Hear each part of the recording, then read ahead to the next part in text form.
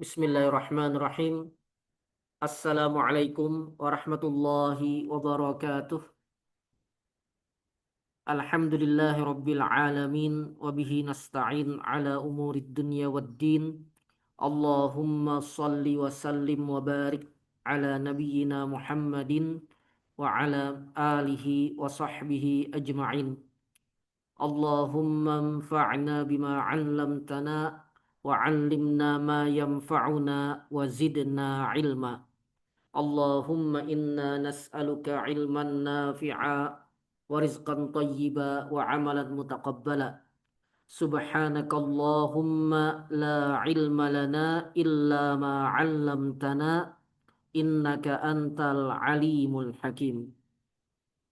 Qala Allah Ta'ala fi kitabihil karim wa ma kana al-mu'minuna liyanfiru kaffah falaula nafara min kulli firqatin minhum ta'ifatul liyatafaqahu fid din waliyunziru qaumahum idza raja'u ilaihim la'allahum yahzarun.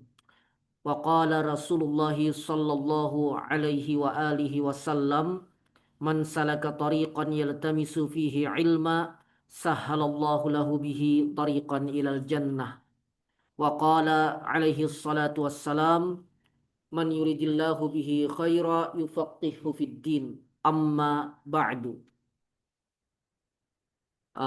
Alhamdulillah, kita kembali pada kajian pekanan Ma'ad al-Mubarak, dan kita masih pada materi keempat, pembahasan tentang fardu wudu ya.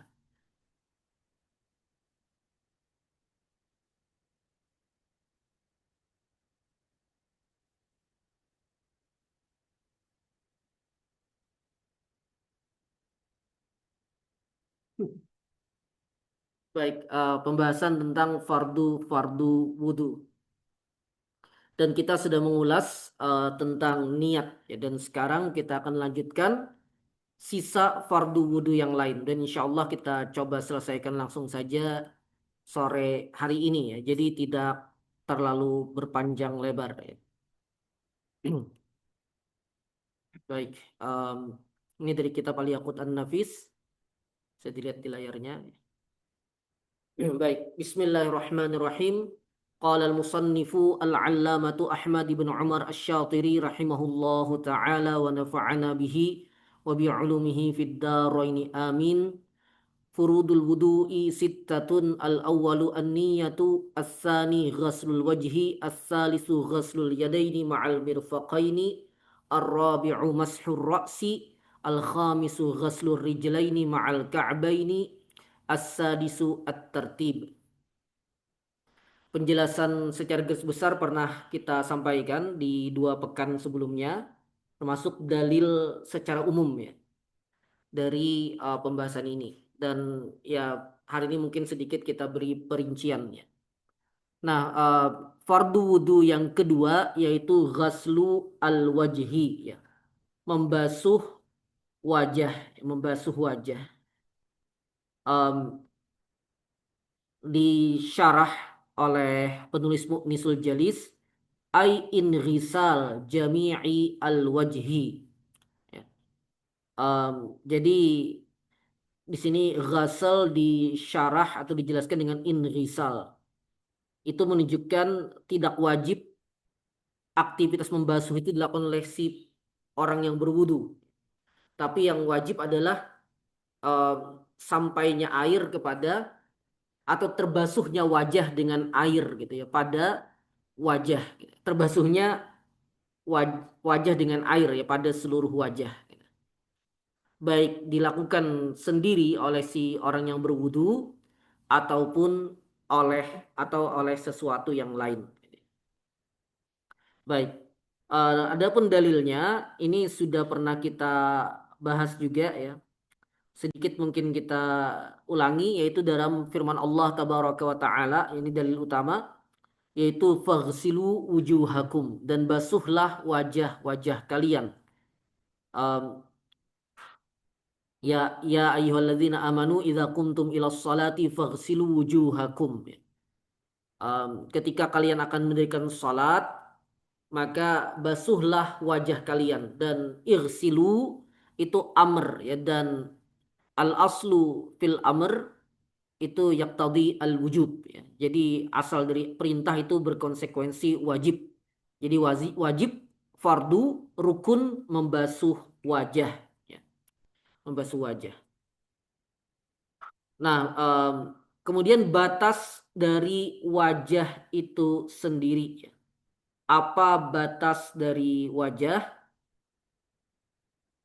Nah, batas dari wajah em, secara apa namanya? Secara vertikal adalah antara tempat tumbuh rambut di kepala sampai ke bawah bagian rahang bawah, bagian dagu.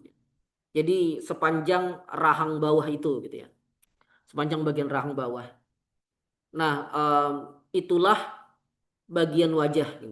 Itulah bagian wajah yang wajib dibasuh secara vertikal ya. Jadi dari tempat tumbuh rambut jika rambutnya tumbuh secara normal ya. Jadi tempat tumbuh rambut yang normal sampai ke bagian bawah. Kemudian batasnya secara horizontal adalah di antara dua telinga. Jadi setelah telinga itu sampai setelah telinga berikutnya gitu ya. Nah, jadi keseluruhan dari batas tadi ya, itulah wajah dan wajib dibasuh seluruhnya ya. Wajib dibasuh seluruhnya baik kulit maupun rambut yang ada di wajah tersebut. Baik kulit ataupun rambut yang ada di wajah tersebut. Hmm. Jadi wajib membasuh semuanya. Kemudian khusus untuk rambut wajib dibasuh semuanya zahiruha wa batinuha. Bagian luar maupun bagian dalam rambut tersebut. Maksudnya di sela-selanya itu ya yang sampai ke kulitnya. Kecuali jenggot dan jambang.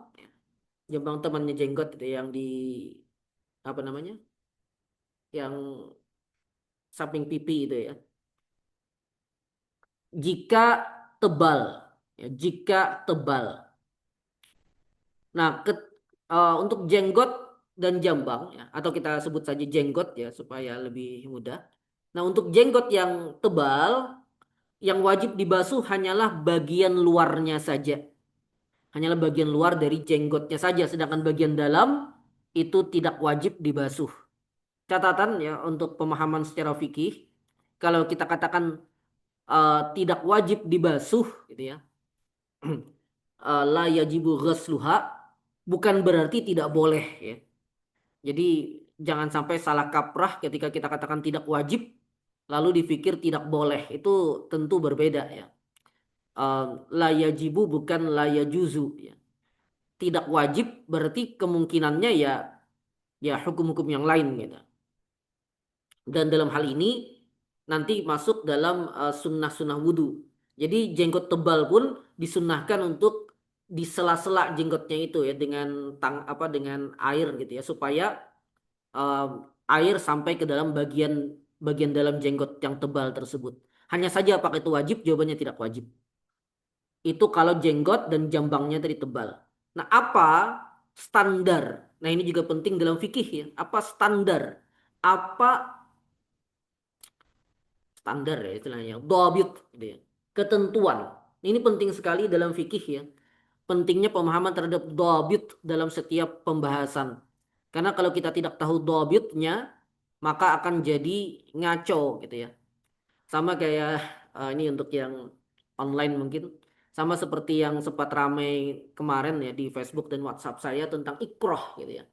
Ketika saya katakan orang yang diiming-imingi untuk dinikahi, diiming-imingi hadiah, diiming-imingi ini itu, kemudian diajak berzina atau diajak melakukan sodomi, maka orang yang diajak orang yang diiming-imingi itu eh, bukan korban gitu. Secara fikih ya.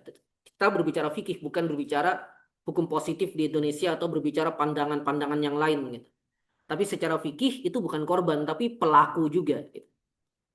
Pelaku juga dan dia ya kalau sudah mukallaf berdosa. Kalau belum mukallaf tidak berdosa memang cuma dia tetap pelaku gitu. Nah, ada yang marah dan segala macam ya.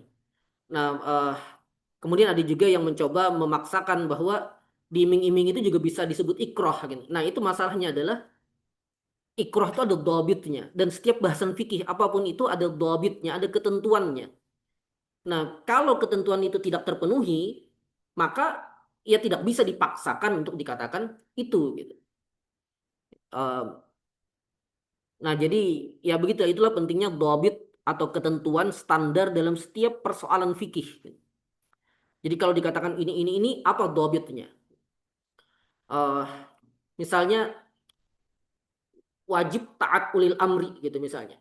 Nah, pertanyaannya adalah apa dhabit ketaatan kepada ulil amri itu? Taat itu apa ketentuannya, apa standarnya, apa batasnya yang disebut dengan taat itu? Kemudian apa standar dari ulil amri yang wajib ditaati itu gitu, dan seterusnya. Karena kalau tidak maka akan serampangan gitu, akan serampangan.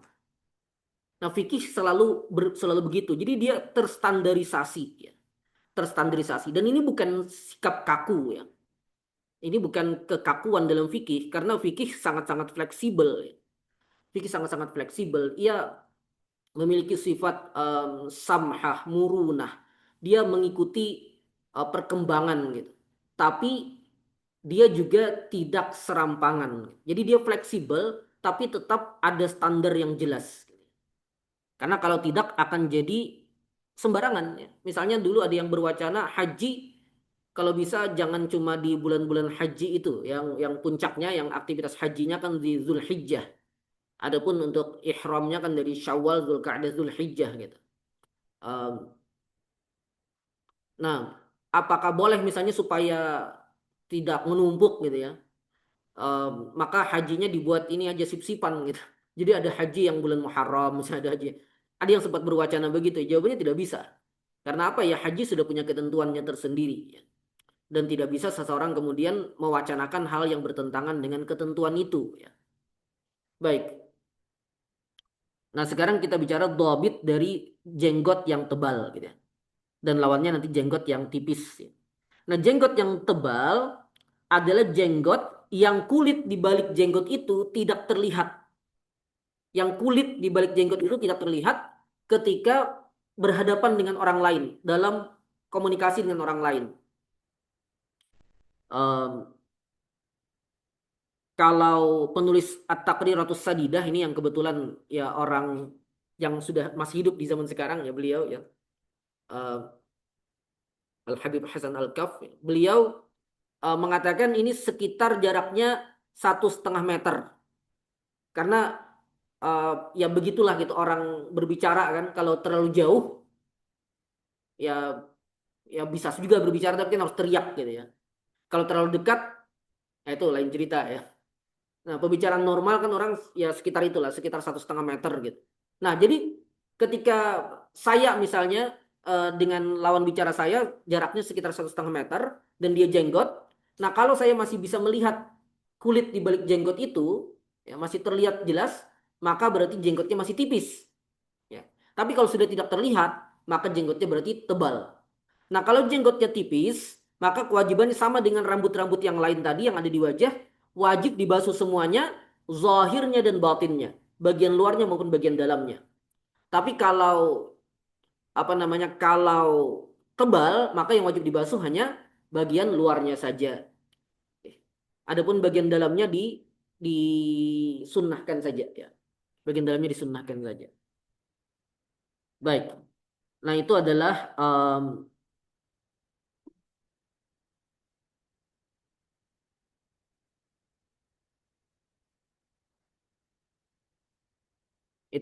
apa dhabit dari jenggot yang tebal tadi ya.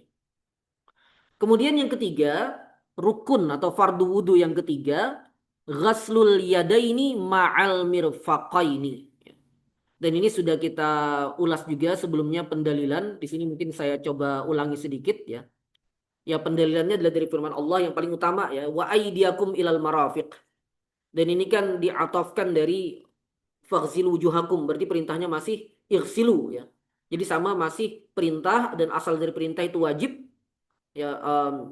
al aslu fil amr yaqtadi al wujub, sehingga membasuh kedua tangan itu juga wajib.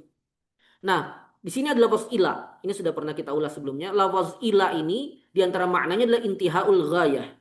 Ya, intihaul ghayah. Nah, kalau intihaul ghayah, maka yang disebutkan setelah lafaz ila tidak masuk ke dalam cakupannya. Misalnya dikatakan summa atimus siyama ilal lail. Ya. Kemudian sempurnakanlah puasa hingga malam hari. Itu menunjukkan puasanya tidak dikerjakan di malam hari. Tapi ia batas, ujung, finish. Ketika sampai di waktu malam, maka sudah tidak wajib lagi puasa. Dan malam itu ditandai dengan ghurubus syams, terbenamnya matahari. Ya. Baik. Nah itu sumati musyam ilal lail. Tapi ila di sini maknanya bukan itu yang dipegang oleh jumhur ulama. Ada memang sebagian ulama yang memaknainya memang betul intihau al-ghayah. Intihaul ghayah. Sehingga mereka mengatakan marafiq siku atau mirfaqain itu tidak masuk yang wajib dibasuh. Tapi jumhur ulama mengatakan wajib dibasuh. Di antara qarinahnya yang menunjukkan ia wajib dibasuh adalah uh, banyak riwayat para sahabat yang menceritakan bagaimana wudunya Nabi, itu semuanya menunjukkan bahwa mereka berwudu atau mereka menggambarkan Nabi berwudu ketika membasuh tangan itu melewati siku. Dan itu menunjukkan siku termasuk yang wajib dibasuh. Dan ila ini kata mereka bimakna ma'a, dengan makna ma'a. Dan memang begitu ya. Uh, harf ini ya, huruf-huruf ini, huruful ma'ani namanya, itu maknanya beragam gitu. Ada sekian makna untuk tiap huruf. Ila itu bisa bermakna ini, bisa bermakna itu, sesuai konteks, sesuai um, ya sesuai apa konteks kalimatnya dan seterusnya gitu ya. Nah, jadi ya itulah gitu. Nah, sehingga di sini Syafi'iyah sebagaimana jumhur ulama mengatakan wajib siku wajib dibasuh. Jadi membasuh kedua tangan bersama dengan siku. Jadi bersama. Bersama artinya siku juga ikutan wajib dibasuh.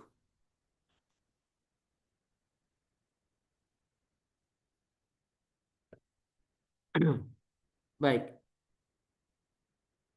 Nah, dan berarti ya jelas ya dari apa dari bagian apa saja ya dari ujung jari ya dari ujung jari sampai ke siku dan siku insya Allah meskipun di kitab-kitab fikih dijelaskan ya siku itu eh, tulang di antara lengan lengan dengan lengan atas gitu tapi insya Allah kita semua paham ya semua paham baik. Nah, sebagai tambahan untuk wajah, untuk tangan juga nanti dan untuk kaki nanti wajib untuk wajah ya, untuk wajah dulu wajib membasuh sebagian di luar batas wajah. Jadi kalau di atas tuh wajib dibasuh sebagian kepala atau sebagian tempat tumbuhnya rambut. Ya. Nah, yang di samping telinga itu wajib dibasuh sedikit ke arah telinga. Yang bagian bawah sedikit ke arah ke leher gitu. Itu wajib dibasuh. Bukan membasuh leher ya, tapi sedikit bagian di bawah dagu gitu ya. Itu wajib dibasuh. Mengapa wajib dibasuh? Padahal tidak ada nas yang menyatakan ia wajib dibasuh. Jawabannya untuk memastikan seluruh bagian wajah yang tadi sudah kita bahas terkena air, terbasuh secara sempurna. Terbasuh secara sempurna. Jadi um, itu didapatkan melalui kaidah malayatimul wajib illa bihi fahuwa wajib. Malayatimul wajib illa bihi fahuwa wajib. Sesuatu yang tidak sempurna sebuah kewajiban atau tidak terwujud sebuah kewajiban kecuali dengan sesuatu itu, maka sesuatu itu juga menjadi wajib. Meskipun sesuatu itu tidak ada dalil secara spesifik yang menyatakan kewajibannya. Jadi kita wajib membasuh wajah sesuai batas-batas tadi gitu. Tidak boleh kurang. Karena kalau kurang maka tidak sah. Sebagaimana sabda Nabi, wailul lil aqabi minan nar gitu ya. Tumit yang tidak terkena basuhan air wudhu pada saat dia wajib berwudhu itu apa namanya akan diancam dengan neraka gitu. Itu menunjukkan wajib semua bagian anggota wudhu yang wajib dibasuh wajib kena. Nah, untuk memastikan itu bagaimana caranya? Bagaimana caranya memastikan seluruh bagian wajah terbasuh? Maka harus dilebihkan sedikit. Nah, melebihkan sedikit itu menjadi wajib. Demikian juga tangan wajib dilebihkan sedikit dari siku untuk memastikan seluruh siku terbasuh. Ya, seluruh siku terbasuh. Karena juga mungkin kita juga bertanya-tanya ya. Ya siku kan kita tahu semua ya, kita bisa pegang siku kita gitu. Cuma di mana batasnya? Mungkin orang yang ahli anatomi tubuh mungkin tahu ya mana batas siku yang tepat gitu. Tapi kan susah juga. Karena yang membasuh itu kan tangan kita misalnya membasuh kan, ya tangan kita kan lebar, jari-jarinya lebar gitu. Ya tidak bisa juga ngepas gitu di 0,00 milimeternya gitu. Lebih-lebih bagi kebanyakan orang awam kan siku itu ya kita tahu cuma batas persisnya kan tidak tahu. Maka untuk memastikan nih, untuk memastikan seluruh siku wajib terbasuh, seluruh siku terbasuh, maka wajib dilebihkan sedikit. Sama dengan tadi dengan wajah berdasarkan kaidah malayatimul wajib illa bihi fahuwa wajib. Fahuwa wajib. Baik. Kemudian yang keempat, ar-rabi'u mashu ar-ra'si. Mashu ar-ra'si. Nah, uh, di At-Taqriratus Sadidah redaksinya lebih panjang dan lebih menjelaskan bagaimana mazhab Asy-Syafi'i ya. Mashu ba'din min basyaratir ra'si au sya'rihi. Mengusap sebagian dari kulit kepala atau rambut yang tumbuh di kepala. Ya. Sebagian saja. Walaupun sebagian rambut yang tumbuh di kepala. Jadi bahkan tidak usah sehelai gitu, tapi sebagian helai itu. Ya, itu sudah cukup. Ya, itu sudah cukup. Selama rambutnya di bagian kepala gitu ya. Nah, dalilnya sudah juga kita ulas sebelumnya, kita sedikit ulangi. Yaitu firman Allah wamsahu biruusikum ya. Wamsahu biruusikum. Dan usaplah, sapulah kepala kalian. Nah, bedanya ghasal dengan masah ya. Jadi dari seluruh fardu wudu ini yang fi'ilnya ya, selain niat dan tartib, kalau niat kan hati ya. Kalau tartib itu kan maknawi ya. Nah, yang aktivitasnya yang ada dikerjakan oleh anggota tubuhnya kan empat ya. Nah, dari empat ini tiganya ghasal, satunya masah. Dan lagi-lagi masing-masing ada perbedaan ya. Ini juga penting ya untuk memahami perbedaan setiap bahasan gitu ya. Jadi ghasal masah itu beda. Dalam fikih perbedaan-perbedaan semacam ini penting untuk diketahui ya. Penting untuk diketahui supaya tidak salah kaprah ya. Tidak salah kaprah. Dan ini harusnya ya ikhwafillah, meskipun ini pembahasan fikih ya harusnya terinternalisasi dalam diri kita. Saya selalu katakan ilmu di antara ilmu tanda ilmu yang bermanfaat ya tentu diamalkan ya dan ikhlas karena Allah. Tapi juga ya tanda ilmu yang bermanfaat adalah ilmunya itu terinternalisasi dalam dirinya. Sehingga kalau orang belajar ilmu hadis, maka dia akan sangat hati-hati dalam verifikasi informasi apapun. Jadi kalau ada orang yang bahkan sarjana hadis misalnya, tapi kemudian begitu mudah menyebarkan hoax, maka bisa kita dikatakan ilmunya la yanfa, ilmunya tidak bermanfaat. Karena apa? Karena prinsip dasar dari ilmu hadis itu adalah verifikasi berita. Verifikasi berita. Inja akum fasikum binaba'im fatabayyanu. Uh, Jika ada orang fasik yang yang memberikan kabar, maka disuruh untuk tabayyun. Tabayyun itu cross check gitu. Sekarang kefasikan merajalela gitu ya. Kefasikan merajalela dan bagaimana bisa kalau kita tidak memberikan atau tidak melakukan cross check gitu ya. Nah itu contoh. Kalau orang belajar ilmu hadis tapi suka nyebarkan hoax gitu ya, atau tidak bisa memilah-milah informasi, ya dia ilmunya tidak bermanfaat. Demikian juga fikih. Kalau kemudian standar berpikir fikih ini kemudian tidak dia bawa ke dalam kehidupannya, sembarangan menggunakan istilah, asal-asalan dalam menetapkan sesuatu, nah itu berarti ya ilmunya tidak bermanfaat gitu. Meskipun dia mengaku paham fikih gitu. Meskipun dia mengaku paham fikih. Nah itu diantara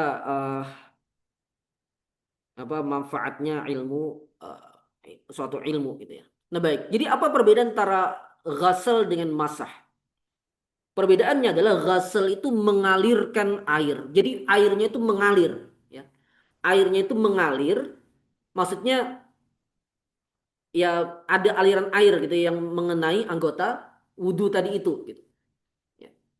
Kalau secara praktisnya mudahnya, air yang kita datangkan ke anggota wudhu kita itu adalah bukan sekadar basahan, tapi memang ada genangan airnya. Jadi kalau kita misalnya ingin basuh wajah dengan cara apa, membawa airnya dengan telapak tangan kita gitu ya. Maka ketika kita ambil airnya, di telapak tangan kita tuh ada airnya, ada genangan air. Nah, kemudian disapukan atau dibasuhkan ke wajah. Kaki juga demikian gitu. Itu gambaran praktisnya. Nah, adapun masah tidak, masah itu cukup mengusap basahan ke anggota yang diusap. Tidak perlu ada aliran. Jadi, tangan kita basah nih, tangan kita basah, kita usapkan ke kepala kita, tangan kita yang basah tadi tanpa perlu ada genangan air di telapak tangan kita, tapi ya tangan kita basah, diusapkan ke kepala kita, maka itu sudah masah gitu ya. Maka itu sudah masah.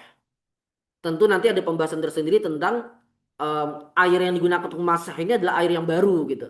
Jadi bukan air basahan bekas membasuh tangan gitu. Berarti tetap setelah selesai membasuh tangan, kita basahi lagi tangan kita. Kita basahi tapak tangan kita tapi tidak perlu ditampung airnya. Cukup dibasahi saja tangan kita, kemudian baru setelah itu disapukan ke kepala. Nah, pertanyaannya kemudian, ini kan kepala ya. Dan Malikiyah, Hanabilah misalnya mengatakan seluruh kepala yang wajib dibasuh. Hanafiyah mengatakan sekitar seperempat kepala. Yang paling minimalis kan Syafi'iyah. Tapi kembali lagi catatannya ini fardu. Jadi jangan dibayangkan orang yang bermazhab Syafi'i wudunya selalu, ini kalau yang melihat ya, ini selalu cuma sedikit bagian kepala gitu. Bukan ya. Itu batas minimal. Adapun yang afdol, yang sunnahnya tetap seluruh kepala. Jadi Syafi'iyah sekalipun kalau wudhunya ya idealnya seluruh kepala tetap yang diusap. Cuma bagaimana bagi orang yang mengusap sebagian kecil kepala saja selama pada tempat yang tepat tadi? Apakah sah? Sebagian kecil tadi meskipun misalnya cuma sehelai rambut gitu yang tumbuh di kepala atau cuma setitik kepala gitu, bagian kepala. Kepala yang dimaksud itu yang tempat tumbuh rambut itu kepala itu ya.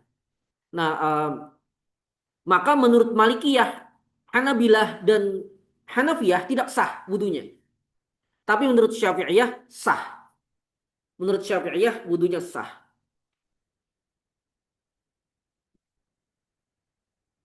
Nah, di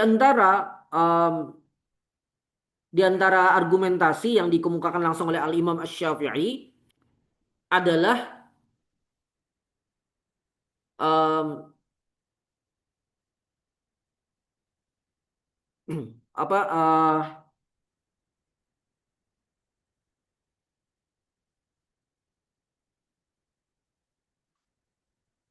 bahwa ada dijelaskan gitu dalam As-Sunnah ya, bahwa Nabi SAW pernah berwudu dan beliau mengusap bagian depan kepala beliau saja, masaha binasiyatihi ya. Kemudian setelah itu dilanjutkan ke imamah. Sebagian ulama menggunakan hadis ini dan yang semisal mengatakan sah mengusap imamah sebagai pengganti mengusap kepala. Jadi boleh mengusap imamah itu ya kayak ini penutup kepala gitu ya.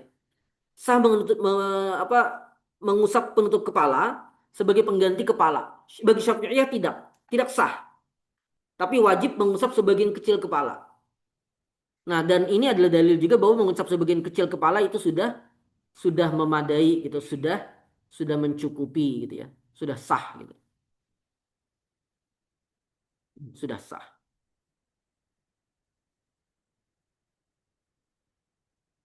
Kemudian juga menurut Imam Syafi'i tadi yang saya lewatkan, masah itu analisisnya Imam Syafi'i.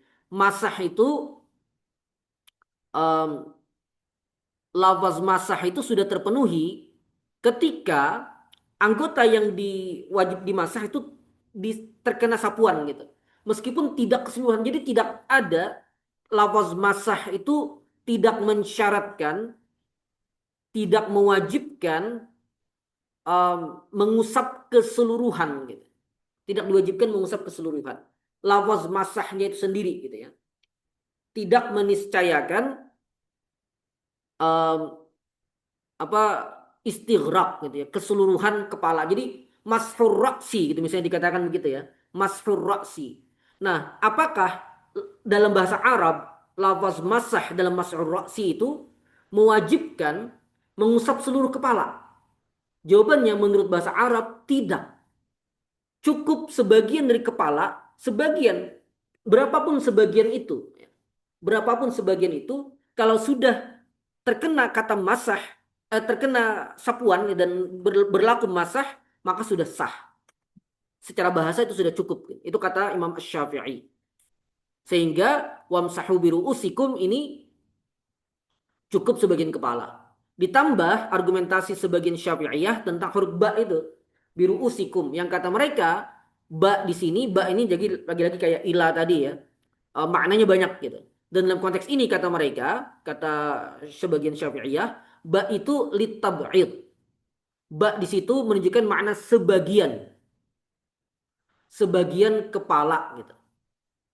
Sebagian kepala. Eh, sehingga cukup mengusap sebagian kepala dan dijelaskan lagi tadi oleh hadis yang sudah kita sebutkan tadi ya, hadis riwayat Imam Muslim. Sehingga bagi Syafi'iyah mengusap sebagian kecil kepala itu sudah sah. Sudah sah. Wudunya sah. Mujzi. Kalau sudah berwudu dengan cara seperti itu, dia tidak perlu mengulangi lagi wudunya, gitu ya. Dan sudah sah untuk untuk dipakai untuk sholat dan hal-hal yang mensyaratkan wudu. Baik. Cuma lagi-lagi yang disunnahkan tetap seluruh kepala. Baik, kita lanjutkan. Al-khamisu ghaslu ar-rijlaini ma'al ka'baini. Nah, ini sama dengan yadain tadi ya. Wa arjulakum ilal ka'bain ya. Dan kaki kalian hingga ke mata kaki. Dan ilal sini maknanya ma'a. Penjelasannya sama persis dengan ghaslul yadain tadi ya. Uh, wa aidiyakum ilal marafiq itu sama. Mata kaki tahu semua ya. Mata kaki tahu semua. Dan yang wajib dibasuh adalah dari situ ya. Dari telapak kakinya sampai ke mata kaki gitu. Dari ujung jari sampai ke tumit semuanya wajib dibasuh tanpa kecuali. Dan yang wajib adalah dibasuh. Karena ini khilaf lagi ya. Um, karena juga pertama ada khilaf dari sisi um, i'rab dari arjul di sini. Apakah ia dibaca mansub wa arjulakum? Apakah ia dibaca majrur wa arjulikum? Dan dua-duanya itu di um, qiraat yang mutawatirah gitu ya. Nah, plus ditambah juga dengan riwayat-riwayat hadis. Yang hadis-hadis itu adalah bayan ya. Hadis itu bayan sehingga ia hukumnya sama dengan apa yang dijelaskan. Jadi kalau ada contoh nabi atau sahabat yang menghikayatkan nabi ya, mereka misalnya membasuh kaki, maka membasuh kaki itu menjadi wajib karena aktivitas mereka membasuh kaki saat wudhu itu adalah penjelasan untuk firman Allah wa arjulakum ilal ka'bain. Maka ketika itu menjelaskan yang wajib, penjelasannya juga wajib. Penjelasannya juga wajib. Baik. Nah itulah. Mata kaki kada perlu kita jelaskan ya. Karena insya Allah tahu semua ya. Dan tadi sama ya wajib dilebihkan sedikit ya. Wajib dilebihkan sedikit sebagaimana siku. Berdasarkan kaidah malayatimul wajib illa bihi fahuwa wajib. Fahuwa wajib. Baik. Kemudian yang terakhir, terakhir ya, kita cepat ya berarti. Yang terakhir adalah at-tartib, berurutan, berurutan. Ini tidak ada aktivitasnya ya.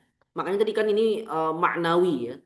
Kalau niat itu qalb ya, urusan hati ya, meskipun yang betul itu jantung ya. Bahasa Inggris, bahasa Arab itu sama ya. Qalb, heart itu jantung sebenarnya. Dan itu sesuai dengan pembahasan para ulama bahwa jantung itu para ulama dan ahli ahli kedokteran ya, bahwa jantung itu kan ya pusat kehidupan gitu. Dan em, para ulama dulu berbeda pendapat tentang posisi akal di mana. Ya, akal itu sesuatu yang sifatnya ini ya, em, ya tempat berpikir gitu ya.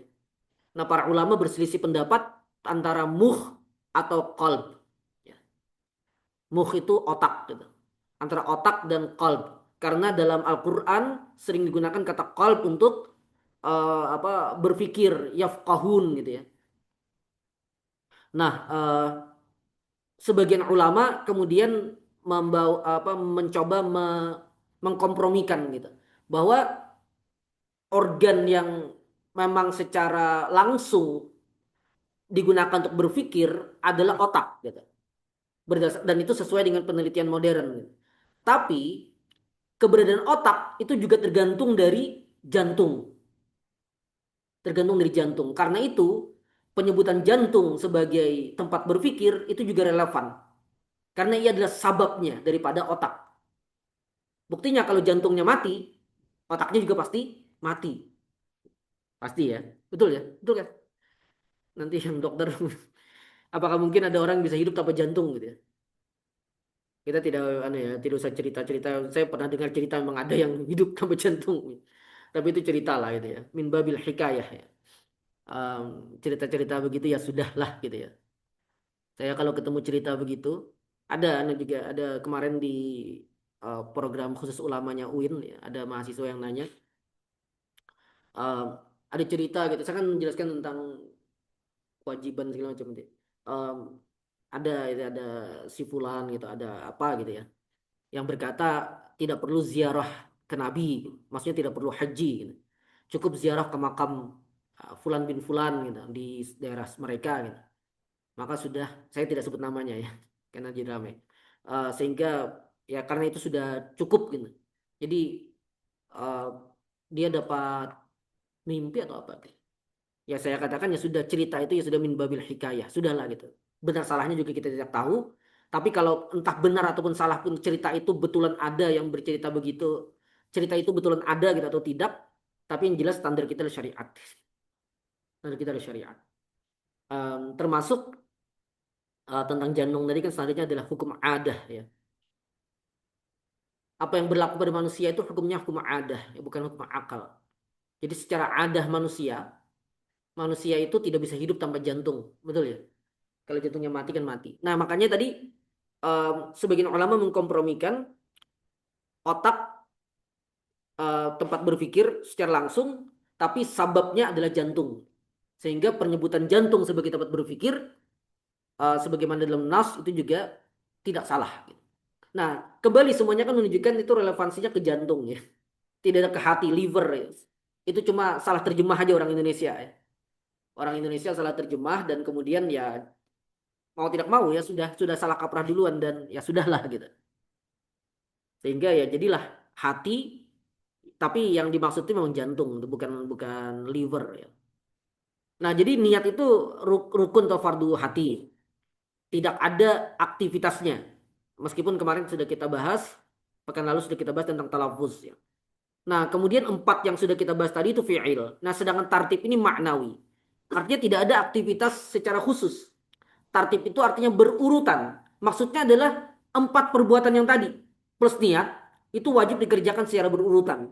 Maksudnya, niat yang pertama, untuk yang fardu gini kan. Yang pertama niat dan membasuh wajah bersamaan.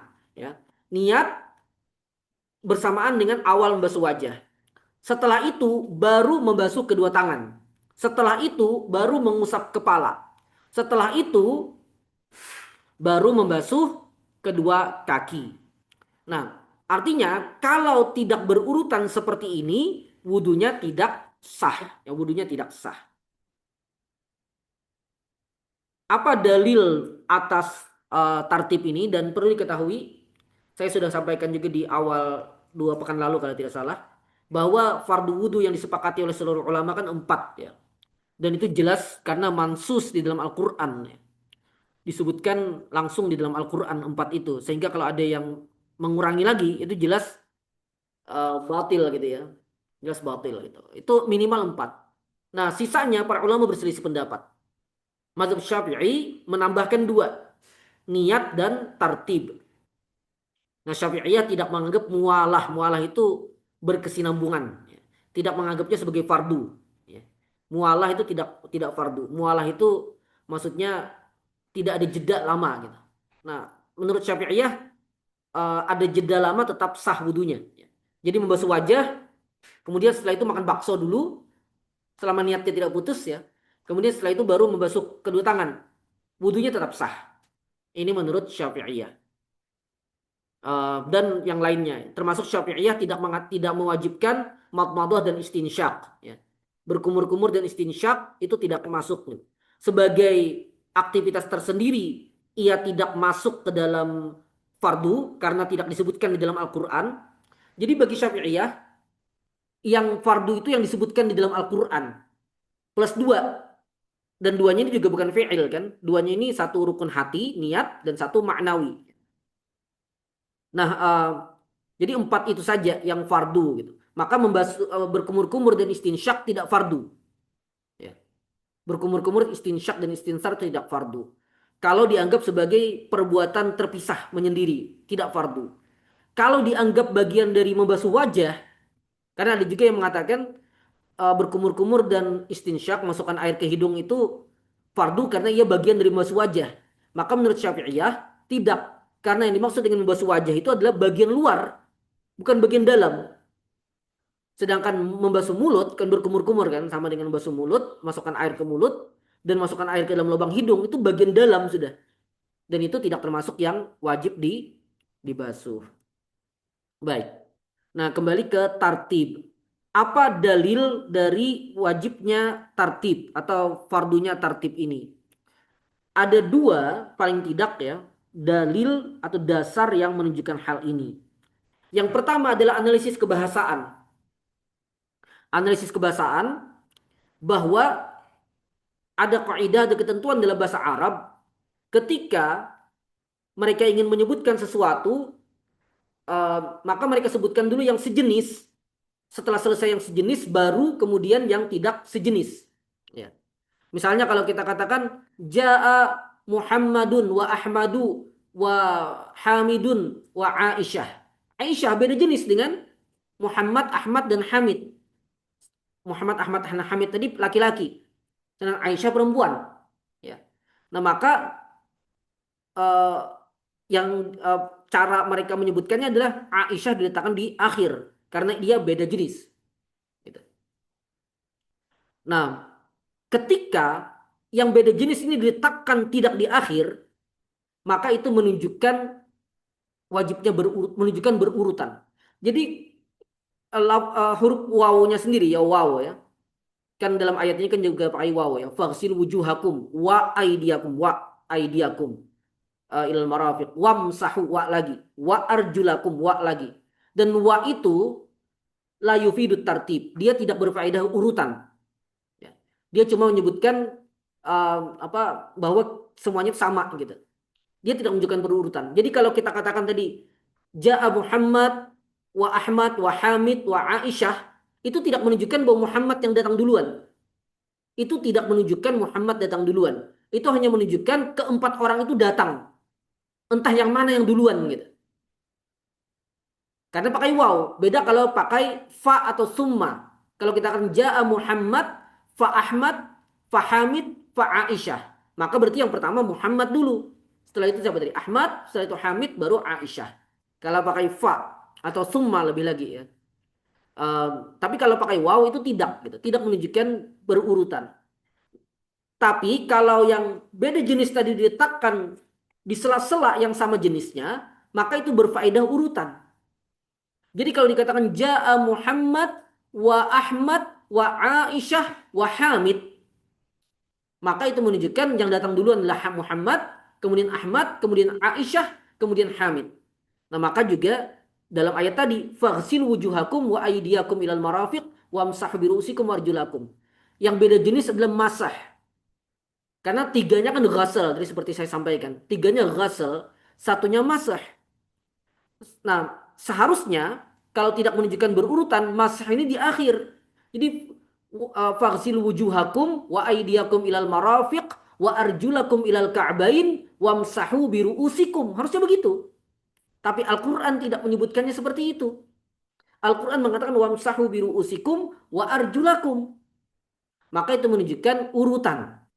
Jadi yang wajib dibasuh dulu wajah, setelah itu baru tangan, setelah itu mengusap kepala, baru membasuh kaki. Itu analisis, itu dalil pertama, istidlal pertama atas tartib. Kemudian yang kedua adalah senantiasanya Nabi melakukannya secara berurutan seperti ini. Banyak sekali riwayat dari banyak sahabat tentang bagaimana wudhu Nabi. Dan dari berbagai riwayat itu, sifat wudhu Nabi ada beda-beda. Ada kadang Nabi berwudhu sekali-sekali, kadang Nabi berwudhu dua kali basuhannya, kadang tiga kali kan. Ada macam-macam gitu. Ada yang riwayat apa bahkan ada riwayat meskipun diperselisihkan ya sahih tidaknya gitu. Misalnya mengusap telinga dengan air baru gitu. Kemudian ya tadi kan ada yang mengusap seluruh kepala, ada yang mengusap sebagian kepala gitu. Macam-macam gitu. Riwayatnya ada berbagai macam. Ada berbagai macam riwayat. Tapi dari berbagai macam riwayat tadi dengan berbagai versi penceritaan tadi, semuanya tidak ada sekalipun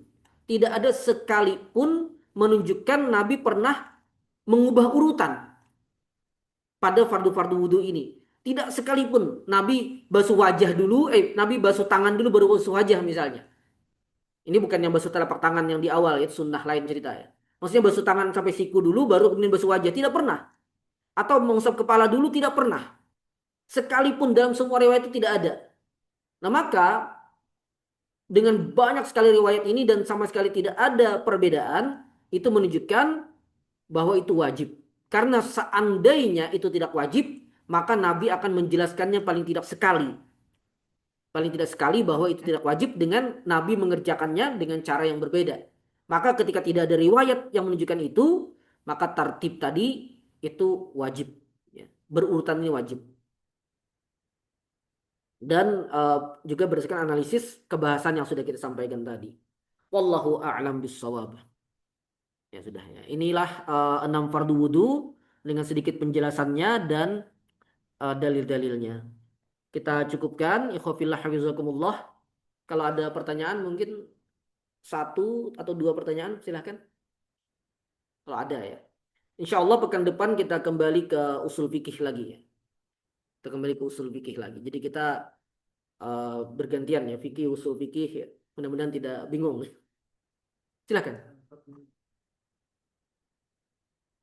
Sebabnya mandi junub itu kan karena ada hadis besar. Iya. Kalau tanpa ada hadis besar bisa soal mandi junub. Kasusnya misalnya seperti ini, junub kemudian mandi, setelah itu kan WC ada WC yang dicampur sama kamar mandi itu. Setelah selesai di junub, atau dia selesai junub maksudnya gimana? Selesai mandi junub. Selesai mandi junub. Kencing misalnya. Terus kan itu berhadas dia. Hadis kecil tapi kan. Hadis kecil. Susah sulit lah. Cuma maksudnya dia malas wudhu. Kalau dia niat mandi lagi, sah seperti itu. Dia bukan sebab karena hadis besar, tapi dia niat mandi junub karena malas wudhu. Tidak bisa. Tidak bisa. Karena kalau itu niatnya mandi kan sebab wajibnya tidak ada. Kalau niatnya itu gerakannya mandi tapi niatnya wudhu, wudhu mensyaratkan tartib. Sedangkan mandinya dia tidak tertib.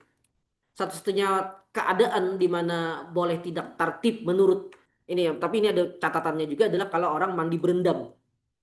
Mandi berendam dalam air, tapi itu pun ada khilaf, sebagian Syafi'iyah mengatakan dengan durasi yang kira-kira bisa membasuh secara berurutan gitu. Jadi lamanya berendam itu, tapi ada juga yang mengatakan tidak perlu gitu. Tapi itu kadang cuma sekali begitu. Tapi kalau mandi biasa tanpa berurutan tidak sah gitu. Tidak sah. Wallahu a'lam. Mandi biasa urutan seperti apa? Wudu, wudu, kan itu hanya wudu. Karena yang untuk mengangkat hadis kecil itu kan wudu, bukan mandi. Nah, kalau mandinya dihitung sebagai wudu, maka tidak sah sebagai wudu. Wallahu a'lam. Kalau mandi janabah ya tidak ada yang mewajibkan mandi janabah. Hmm. Mengatakan bisa wudhu dengan niat bisa mandi niat wudhu ya, seperti itu. Mandi, Niat wudhu jadi mandi dulu habis itu mandi tapi niat wudhu juga. kalau mandi janabahnya bahkan tanpa perlu niat wudu sekalipun, sah dia tanpa perlu wudu lagi. Dan kalau maksudnya mandi janabah dengan niat wudu, itu sudah pernah kita bahas kemarin tasyrikun niyah, dan itu bisa juga gitu. Bisa juga. Artinya ya mengangkat hadis besar sekaligus hadis kecil. Tapi kalau konteksnya adalah hadis besarnya tidak ada kan, kan konteksnya hadis besarnya tidak ada gitu. Kemudian dia ingin mengangkat hadis kecil dengan cara mandi, maka tidak bisa. Dia ingin mengangkat hadis kecil dengan mandi. Padahal mengangkat hadis kecil kan dengan wudu, bukan dengan mandi. Gitu. Tapi kalau dia berhadis besar sekaligus hadis kecil, dengan dia mandi sebenarnya sudah cukup. Tidak perlu wudu lagi. Kan memang begitu kan. Orang yang selesai mandi janabah selama dalam mandinya itu tidak berhadis kecil, dia tidak perlu wudu lagi. Wallahu a'lam. Wallahu a'lam. Um, Kalau nanti ketemu penjelasan berbeda nanti kita bisa bahas lagi. Wallahu a'lam. Nah, um, ada pertanyaan sebenarnya di grup kajian pekanan ini cuma dua pertanyaan ya yang belum saya jawab. Cuma semuanya terkait dengan mandi juga ini. Yang pertama niat wudhu yang dilakukan sebelum mandi janabah, dan yang baru itu mandi wajib seseorang disunahkan terlebih dahulu masuk kubul dan dubur. Nah, ya itulah. Nah itu nanti pada saat pembahasan mandi saja insya Allah saya ini kan saya jawab insya Allah. Baik, yang di online apakah ada yang bertanya? Kalau tidak ada kita cukupkan.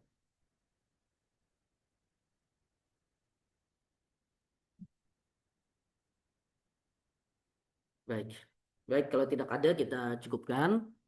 Insya Allah kita melanjutkan lagi pekan depan kita membahas kembali usul fikih. Em, dan nanti setelah selesai itu nanti kembali lagi ke fikih ya. Dan wudhu baru kita bahas definisi dan fardu ya. Kita belum bahas em, kalau pakai Al-Yaqut An-Nafis ini yang belum kita bahas itu ada mengusap khuf ya. Ini sebagai pengganti membasuh kaki. Kemudian ada syarat-syarat wudhu ya. Syarat-syarat wudhu, kemudian ada sunnah-sunnah wudhu. Kemudian ada makruh-makruh wudhu. Kemudian ada nawaqidul wudhu, pembatal wudhu. Dan kemudian perkara yang haram bagi orang yang tidak berwudhu. Setelah itu, dan itu dengan cara kita kayaknya lama itu ya. Itu masih sangat lama itu. Baru setelah itu mandi. Jadi memang harus tahan-tahan ya. Eh, Perjalanan kita masih sangat panjang. Baik kita cukupkan. Al-afu minkum. Hadanallahu wa iyyakum ajma'in. Wassalamualaikum warahmatullahi wabarakatuh.